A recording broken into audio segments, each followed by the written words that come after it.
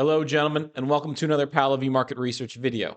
Today, I'm going to be describing what synthetics are in the context of cryptocurrencies, right? Because the space is innovating very quickly and regulation is not keeping up. So, I'm going to be identifying somewhat of a high risk, high reward opportunity for you as an entrepreneur in this space.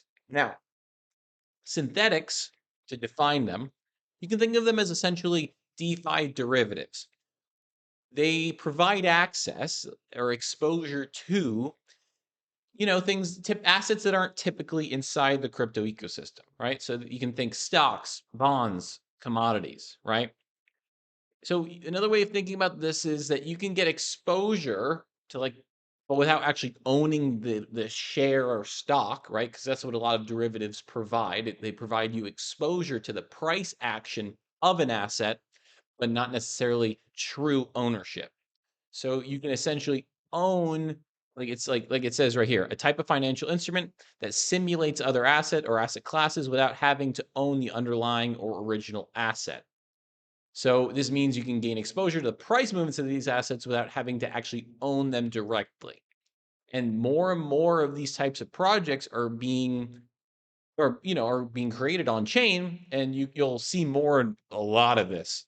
And really this is just an opportunity for anyone at this time. So we made this video a little while back talking about the largest asset classes on earth. And as you see, this is like another representation of this. I like this visualization a lot, actually. And this shows that $544 trillion worth of US dollars of money, capital, is locked up in what are called derivatives, which is essentially what we're discussing now. So the synthetics space in cryptocurrency, you can essentially think of as an equivalent to the derivative space in capital markets today.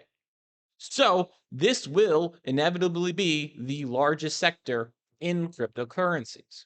Now, there are already a few companies that are actually tapping into this. There is Pyth Network by this guy Mike, who I don't know. But essentially, Mike's platform, Pyth, Mike and Pyth, you can see this is like his ecosystem here. It's Pyth Network if you want to check it out yourself. They're showing like kind of these trading pairs between Apple and all, like I think this is like some kind of Oracle service. I'm not really totally sure. But on another platform called Swarm Markets, you can actually see that you can trade your Avalanche for Apple stock, and now you're not actually buying Apple stock, you're buying a representation of it. Basically it's kind of like a token that tracks the price action of Apple stock and you own that. So pretty simple. I think this is a very interesting opportunity to track, not only as a speculator, right? Someone who's tracking the platforms that are, like Swarm Markets or Pyth Network, right? So you as a speculator can track these types of platforms if this is something you think is a rising opportunity that more and more people will be interested in, especially as institutions like BlackRock deploy hedge funds, right? And deploy, into the DeFi space where they're buying stable coins to mobilize capital into these different protocols, right? These different layer ones. But again, that's not financial advice. But I will say that I do believe these synthetics you can think of them as DeFi derivatives. And derivatives, I'm showing you right here, largest asset class in the world. So there's no real reason to believe that meme coins and all these other things are going to continue, and AI coins, also. Obviously, that's the trend right now, and we want to, it makes a lot of sense to take advantage of that trend. But if we're thinking long term as market participants in the blockchain ecosystem, we want to think about where is the TAM? Where is the total addressable market?